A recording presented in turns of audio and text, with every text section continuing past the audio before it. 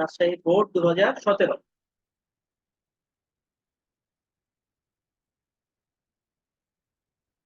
বই আছে না সবার সামনে? জি স্যার। তবে কি আছে দেখো তো রাজশাহী বোর্ডে।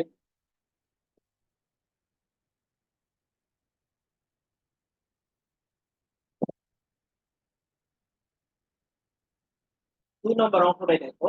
আমরা ফ্লো চার্টটা সলভ করি। দেখো এখানে প্যাসেজটা একটু অপেক্ষাকৃত সহজ আছে, তো ওদের জন্য বেটার হবে। তুমি বাসায় বেশি বেশি প্র্যাকটিস করো। 2 নম্বর পড়লে কি দাঁড়ায়? Read the following text and make a flowchart showing the situation of adolescent girl in Bangladesh। তো নিচের প্যাসেজটা পড়ো, পড়ে একটা ফ্লোচার্ট তৈরি করো। সেখানে তোমাকে দেখাতে হবে কি সিচুয়েশন অফ অ্যাডোলেসেন্ট গার্ল, অর্থাৎ কিশোরী মেয়েদের অবস্থাটা কি বাংলাদেশে, এই ব্যাপারটা দেখো। আহ, একটা উত্তর ওরা দিয়ে দিছে, কিভাবে দিতে হবে সেটা কি, গেটিং ম্যারিড আর্লি, অর্থাৎ বাংলাদেশে কিশোরীদের যে সকল অবস্থা, তার একটা অবস্থা কি তারা দ্রুতই বিয়েতে পা দিয়ে দেয়, বিয়ে করতে বাধ্য হয় অনেক। 18 হওয়া উচিত মেয়েদের বিয়ের বয়স, কিন্তু দেখা যায় 18 হওয়ার আগেই তারা আসলে বিয়ে করতে বাধ্য হয়। এটা হচ্ছে তাহলে বাংলাদেশের মেয়েদের, কিশোরী মেয়েদের একটা অবস্থার মধ্যে একটা এই উদাহরণটা দিয়ে দিচ্ছে। তাহলে এরকম নিশ্চয়ই আরো কিছু অবস্থা আছে এই প্যাসেজে, যেটা তোমাকে আমাকে খুঁজে বের করতে হবে। তার এইটারও সলভ করতে গেলে তোমাকে আমাকে কি করতে হবে? প্রথমে পড়ছি, পড়ার পরে একটা উদাহরণ আমরা দেখছি, এইবার হাতে নিশ্চয়ই ওই পেন্সিল লাগবে। কারণ এবার আমরা প্যাসেজটা পড়বো এবং যদি মনে হয় উত্তরটা এরকম হতে পারে, তার নিচে দাগ দিব, এটাই নিয়ম। প্যাসেজটা পড়া শুরু করি, দেখি এখানে কি কি আছে। বলছে যে in Bangladesh the legal age of marriage for girl is 18, অর্থাৎ আমাদের বাংলাদেশের মেয়েদের আইনত বিয়ের বয়স হচ্ছে 18। এবার যাই হোক, 30% of our girls get married before they are 15। তো দেখা গেল 15 বছর হওয়ার আগেই আমাদের যে মোট মেয়ে সংখ্যা আছে তার 33% বিয়ে হয়ে যাচ্ছে। and 60% of them become mother by the time they reach 19, অর্থাৎ 60% দেখা গেল 19 বছর হওয়ার আগেই তারা কি করে ফেলতেছে, মা হয়ে যাচ্ছে। তাহলে এটাও কি একটা অবস্থা হতে পারে না তাদের? দেখো হয় কিনা, তোমাদের বিবেচনায় কি বলে? Becoming mother by the time they reach 19, 19 হওয়ার আগেই তারা কি হয়ে যায়, মা হয়ে যায়। তাহলে এটাও একটা বাংলাদেশের কিশোরী মেয়েদের লক্ষণ না? কি মনে করো তোমরা, এটা কি হতে পারে? হবে। হ্যাঁ, হতে পারে। তাহলে এটা একটা আমরা পেলাম।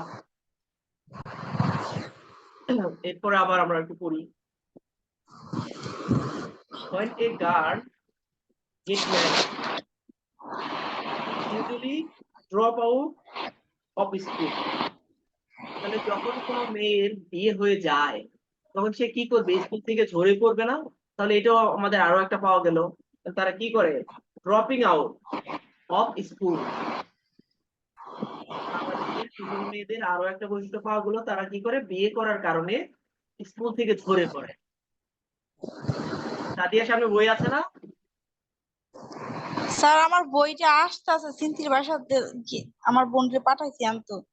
তাহলে আমরা আরো 2 মিনিট দেরি করি, তোমার সামনে না আসলে তাহলে পড়াটা জমবে না। আচ্ছা স্যার। তুমি আসলে আমাকে বই, তারপরেই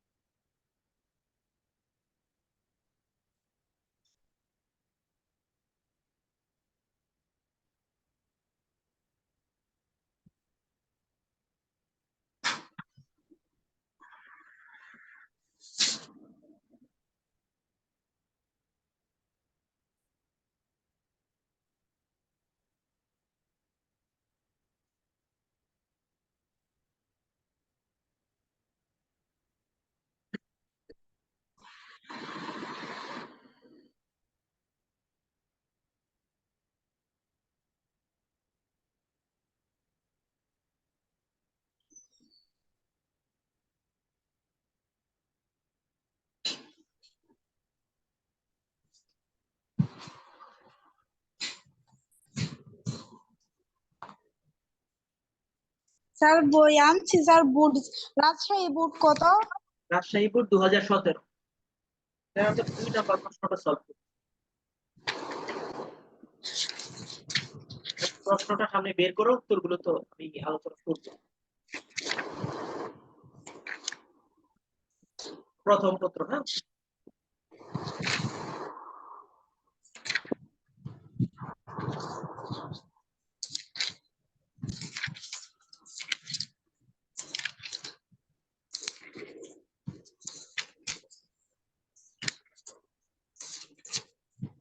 স্যার পাইছি। ওকে, এখানে দেয়া আছে বাংলাদেশের মেয়েদের কিছু অবস্থা সম্বন্ধে এখানে আলোচনা আছে।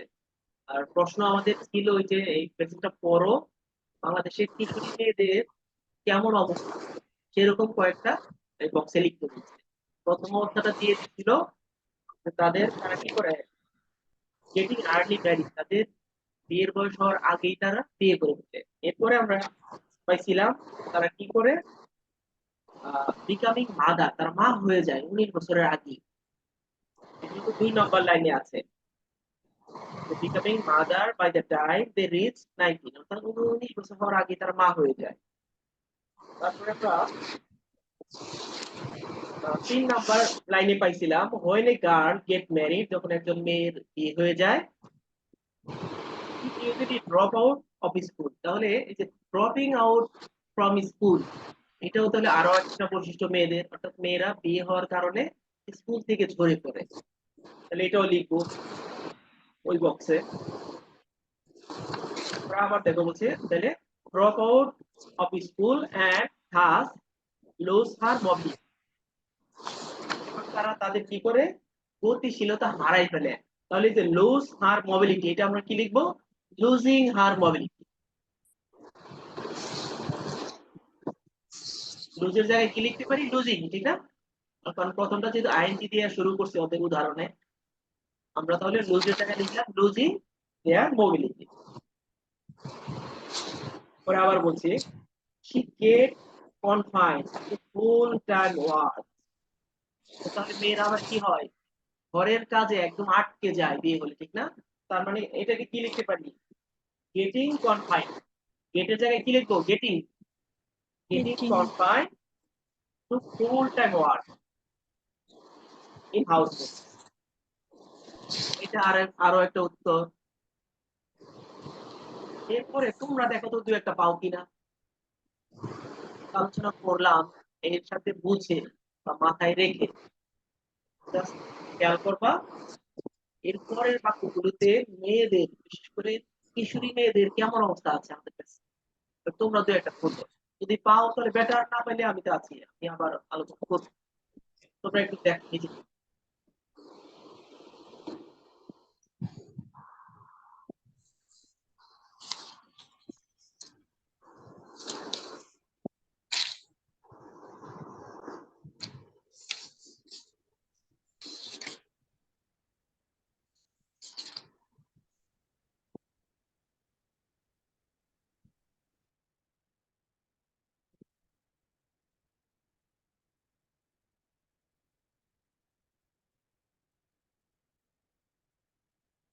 কেউ কোনো প্রশ্নের উত্তর বলবা না, তুমি নিজে যা বুঝো, ভুল হোক, তো নিজে থেকে একটু চেষ্টা করো, দেখবা 2টা 3টা করলে পরে তুমি এমনি পাবা।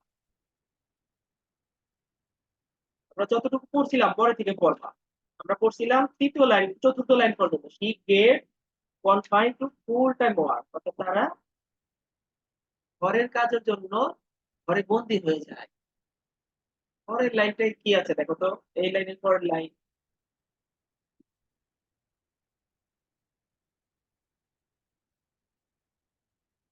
কি লসেস সোশ্যাল স্ট্যাটাস। এই সি বলতে কারা, মেয়েরা, ঠিক না? তারা কি করে, লস করে, হারায়। কি হারায়, সোশ্যাল স্ট্যাটাস হারায়, মানে সামাজিক তাদের যেই মর্যাদা ছিল সেটাও হারায়। তার মানে এইটা কি একটা হতে পারে লজিং? স্যার হবে হ্যাঁ, তাহলে এটা আমরা লিখবো লজিং সোশ্যাল স্ট্যাটাস। স্ট্যাটাস। হ্যাঁ হ্যাঁ, এরপরে আবার আরো খোঁজো, দেখো আরো পাও কিনা।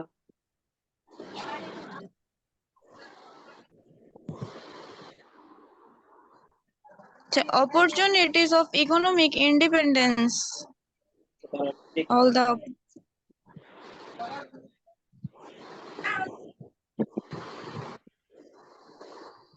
ওইটা ওই বাক্যেরই শেষ অংশ না, ওইটা না, এটা আর এরপরে আবার আগাও।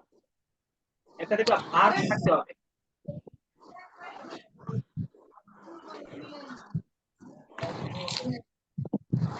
আগে একটা ভার্ব তারপর একটা নাউন।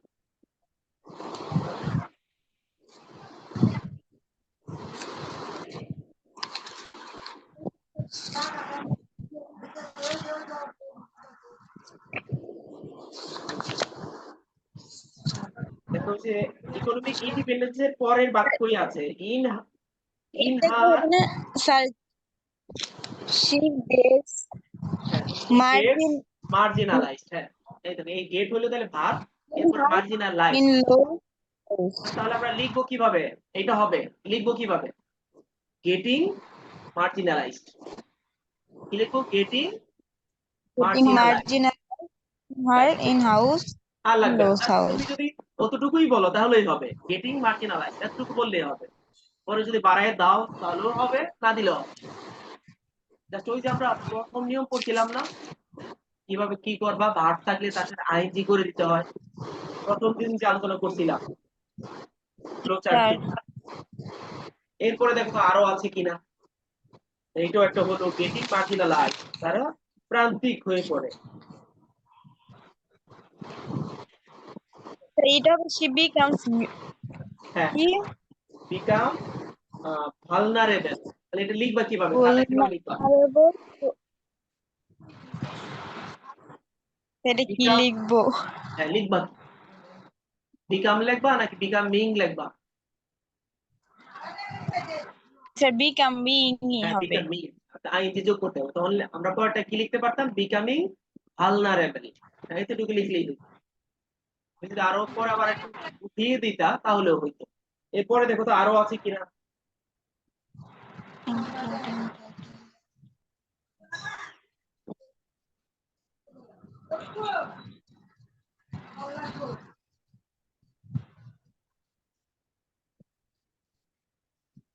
তো আমরা যতগুলো দরকার ছিল সেগুলো পেয়ে গেছি, থেকে বেশি পেয়ে গেছি। তারপরেও জাস্ট তোমাদের বোঝার স্বার্থে, নিজেদের একটু যাচাই করার স্বার্থে আর একটু দেখতে পারি যে আরো পাও কি। আচ্ছা ইনক্লুডিং আইএনজি আছে স্যার, এটা কি হবে? কয় নাম্বার ইনক্লুডিং লাইন? কয় নাম্বার লাইন একটু বলো, আমি স্যার দেখি। ওই যে ওইটার পরের লাইনটাই। Including dowry related violence. আচ্ছা না, ওইটা হচ্ছে কি আগেরটারই বাদ দিয়ে পরের অংশ আর কি। আগে আমরা যেটা লিখলাম না, বিকামিং ভালনারেবল, তারা অরক্ষিত হয়ে যায়। তাহলে কোন জায়গায় অরক্ষিত হয়? বলছে যে যৌতুক যৌতুক দিতে হয়, এই যৌতুক দেওয়ার ব্যাপারগুলিতে তারা অরক্ষিত হয়, ভালনারেবল। ওইটারই ভোট দিতাম, এখান থেকে আর দেওয়ার দরকার। পরের লাইন থেকে যেটা ফুল স্টপের পর থেকে।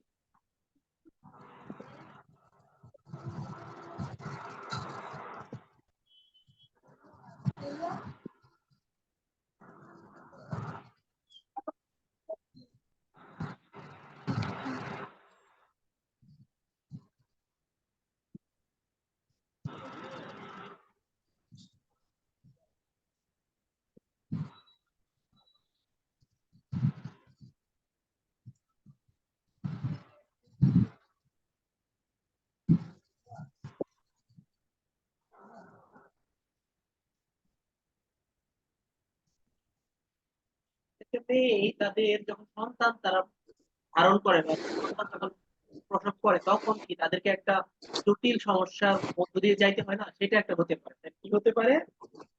যে গেটিং রিস্ক ডিউরিং প্রেগনেন্সি। তাহলে তারা যখন গর্ভ ধারণ করে তখনও তাদের একটা কঠিন রিস্কের মধ্য দিয়ে দিচ্ছে। এরকম আরেকটা দেয়া যেতে পারতো। মোটামুটি কি বোঝা গেল এই উত্তরগুলো কেমনে দিতে হবে? মোট কথা এগুলো পারা না, তো তোমরা বুঝলা কি? স্যার বুঝছি। যদি বুঝিয়ে থাকো বেটার।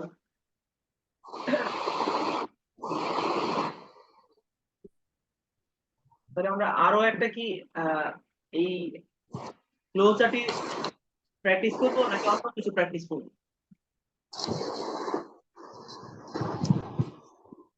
স্যার আজকে ফ্লো চার্টই ধরি, পরে স্যার সিনথির আসলে পরে নতুন কিছু ধরবো না। হ্যাঁ হ্যাঁ, আচ্ছা আচ্ছা। তাহলে ধরো দিনাজপুর বোর্ড 2019-এ চলে যাও।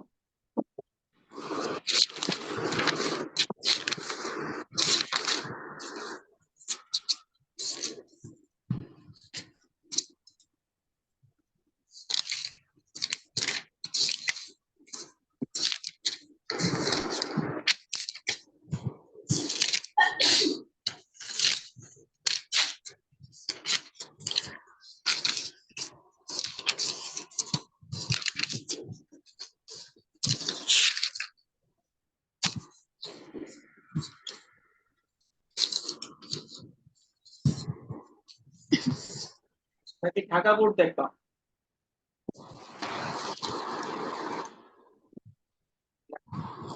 ঢাকা বোর্ডও দেখতে পারো। স্যার ঢাকা বোর্ড কত, 2019? হ্যাঁ, ঢাকা বোর্ড 2019 কি দেখো, এটা আমাদের বোর্ড, আবার আমাদেরকে কমন করতেও পারে।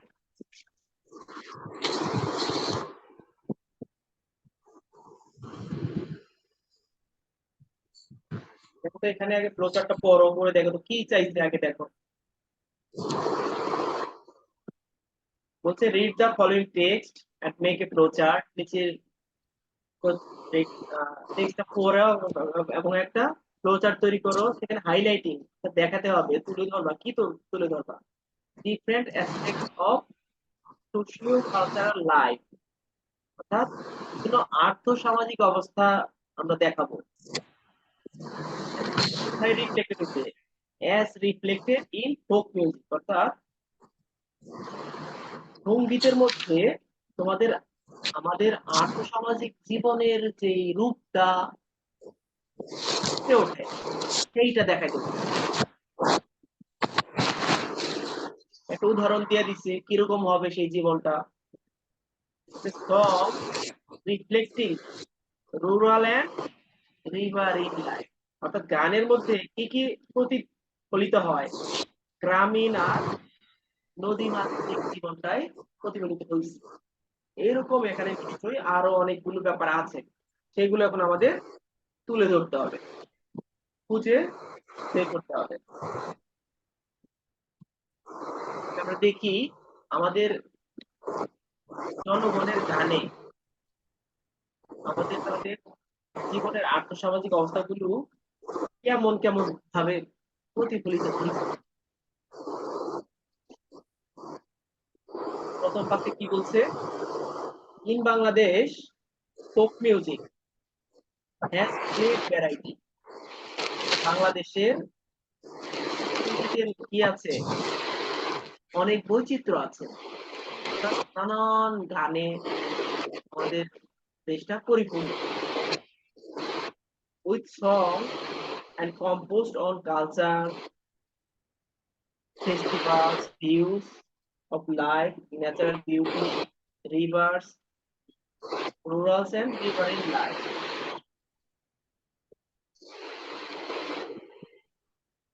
তাহলে আমাদের এই মিউজিকে কি কি আছে সেটাও বলে দিল। কি কি আছে দেখো, বলছে কালচার আছে, ফেস্টিভ্যাল আছে, ভিউ অফ লাইফ অর্থাৎ মানুষের জীবনের ভিউটা আছে, ন্যাচারাল বিউটি আছে, রিভার্স আছে, রুরাল এন্ড রিভারি লাইফ আছে। These songs are also about social inequality and poverty. তাহলে আমাদের গানের মধ্যে আর কি কি আছে, এটাও একটা উত্তর হতে পারে। তো গানের মধ্যে কি আছে, সোশ্যাল ইকুয়ালিটি আছে, সামাজিক বৈষম্য আছে, অসমতা আছে। আরো কি আছে, পোভার্টিও আছে, দারিদ্র আছে। তাহলে এটা আমরা আরেকটা লিখতে পারি যে representing social inequality and poverty.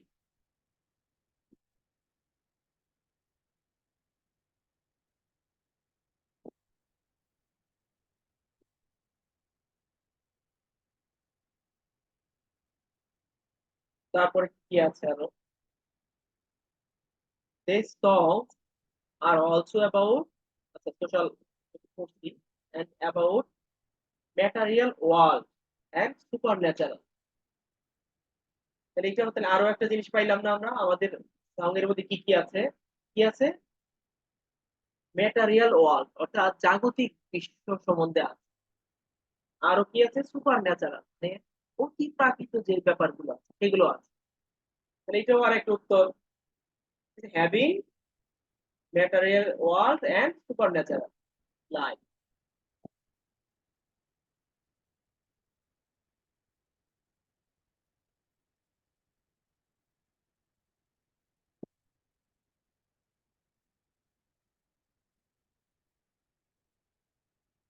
Virgin চলে গেল, কি কারেন্ট চলে গেল কিনা,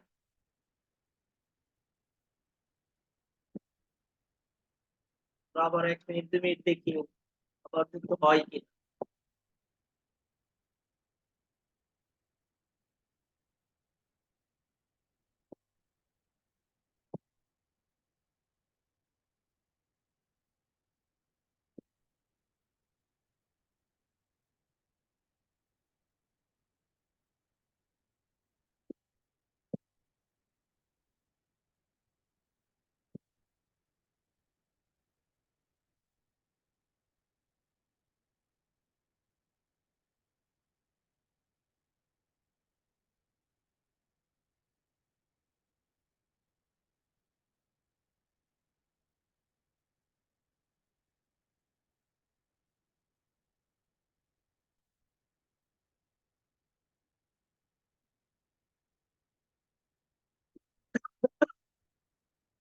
তা দিয়ে একটু খোঁজ নেও তো, আসবে কি আসবে না।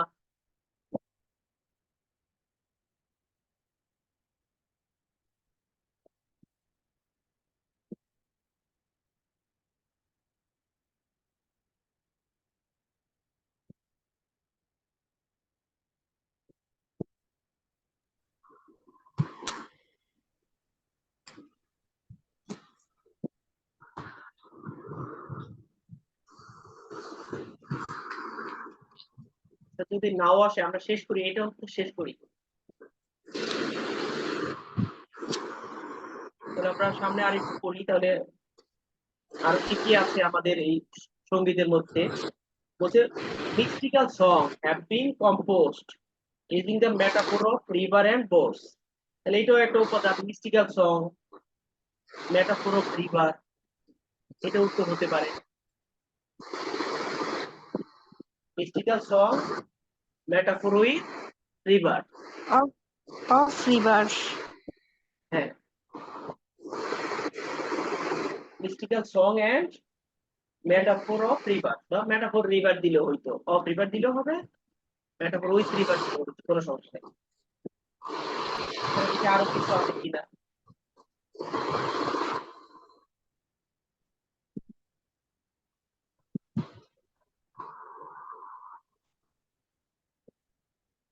Since the country is basically riverine, যেহেতু আমাদের দেশটা হচ্ছে প্রধানত কি নদী মাতৃক, the Bhatiali forms an important genre of folk music। অর্থাৎ যেহেতু আমাদের দেশটা নদী মাতৃক তার জন্য ভাটিয়ালি গানগুলো আমাদের দেশের গানের প্রধান ধরনের মধ্যে অন্যতম। Music is formed and developed according to the environment। তো গানগুলো মূলত রচিত হয় এবং উন্নত হয় কিভাবে, আমাদের পরিবেশকে ধারণ করেই। Difference in natural environment are reflected in the people of different region। দেখা যায় বিভিন্ন এলাকার পরিবেশের যে বৈচিত্র্য সেটাই আমাদের বিভিন্ন রিজিয়নকে তুলে ধরে, এলাকাকে তুলে ধরে। The dialect is the dialect to vary across the different region। দেখা যায় আমাদের যে উপভাষাগুলো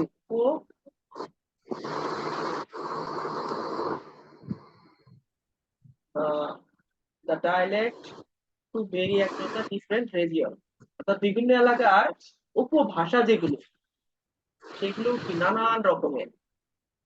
এটাও তো একটা হতে পারে বিভিন্ন রিজিয়নের কি ডায়ালেক্ট বেশি, অনেক বেশি। এটা আমরা লিখতে পারি যে having different dialect in different region.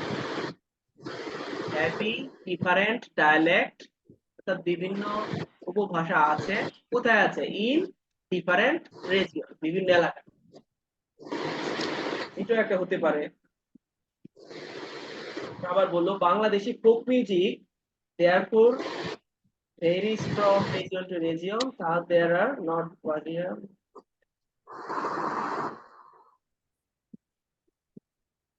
নিচে আর নাই, প্রথম লাইন থেকে আবার আমরা কিন্তু আরো কয়েকটা নিতে পারি, একদম প্রথম লাইনে। প্রথম লাইনটা তার স্যার জন্য আবার আরেকবার, হ্যাঁ কিছু বলবা? ইন বাংলাদেশ। ইন বাংলাদেশ কি, কত নম্বর লাইন? হ্যাঁ হ্যাঁ, ইন স্যার বাংলাদেশ। প্রথম।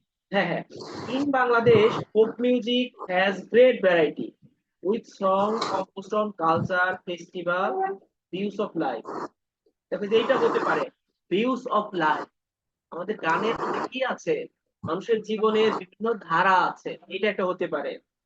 পরে ন্যাচারাল বিউটি, গানের মধ্যে আরো কি কি প্রতিফলিত হয়েছে? প্রাকৃতিক সৌন্দর্য, এটাও কিন্তু হতে পারতো। তাহলে প্রথম দুইটা আমরা নিতে পারি, কি ভিউস অফ লাইফ, আর একটা নিতে পারি ন্যাচারাল বিউটি। এখানে আমাদের এখান থেকে চাইছিল উত্তর আমাদের গানের মধ্যে আমাদের জীবনের কোন কোন ব্যাপারগুলো প্রতিফলিত হয়েছে। তাহলে আমরা দেখলাম যে আমাদের গানের মধ্যে আমাদের জীবনের বিভিন্ন ধারা প্রতিফলিত হয়েছে, সেটাকে বলে ভিউস অফ লাইফ। আমাদের গানের মধ্যে আরো কি আছে? প্রাকৃতিক সৌন্দর্য সম্বন্ধেও আছে, সেটাকে আমরা বললাম ন্যাচারাল বিউটি। এবং আমাদের গানের মধ্যে আরো কি আছে?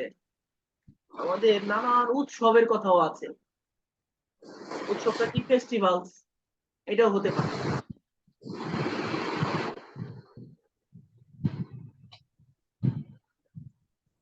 পরে ফেস্টিভ্যালের আগে কি আছে দেখো তো, ফেস্টিভ্যালের আগের শব্দটি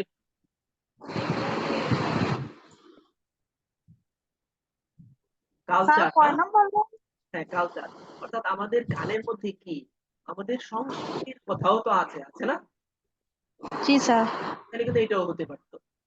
আসলে প্রথম বাক্যে অনেকগুলো তো ছিল, অর্থাৎ কালচার আছে, ফেস্টিভ্যাল আছে, ভিউস অফ লাইফ আছে, ন্যাচারাল বিউটি আছে, আবার আছে river and rural rural. And river in life শব্দ আছে। তুমি যেখান থেকে উত্তর পাও না কেন, তোমার দায়িত্ব হলো জাস্ট খুঁজে নিয়ে বসা। যে কটা উত্তর চাইছে, চাইছে কটা? 2 3 4 5 6, আরো 5টা ছয়। চাইছে, একটা দেয়া আছে, আরো 5টা চাইছে। তাহলে আমরা যেই 5টা তোমার জন্য সহজ মনে হয় সেই 5টা দিয়ে দিলাম। এটা কি বোঝা গেল কিনা? স্যার বুঝছি। আচ্ছা, যদি বুঝো বেটার, তাহলে আজকে আর আহ, না পড়ি। সামনের ক্লাসে যদি আবার সবাই আসে, সবাইকে নিয়ে আবার অন্য কোনো একটা নতুন কিছু করা যাবে। আর এটা যদি যদি বুঝেই থাকো, তাহলে বাসায় আবার একটু চর্চা করবা, দেখবা নিজে নিজে পারতেছো কি, বা এইটা তো পারলাই আর একটা নতুন নিলা, দেখবা সেটা নিজে নিজে পারো। সেখানে পড়তে গিয়ে যদি কোথাও থেকে যাও বা কোনো জায়গায় বুঝতে অসুবিধা হয়, সেই প্রশ্নগুলো ধরো আবার পরের ক্লাসে আমাকে করলাম।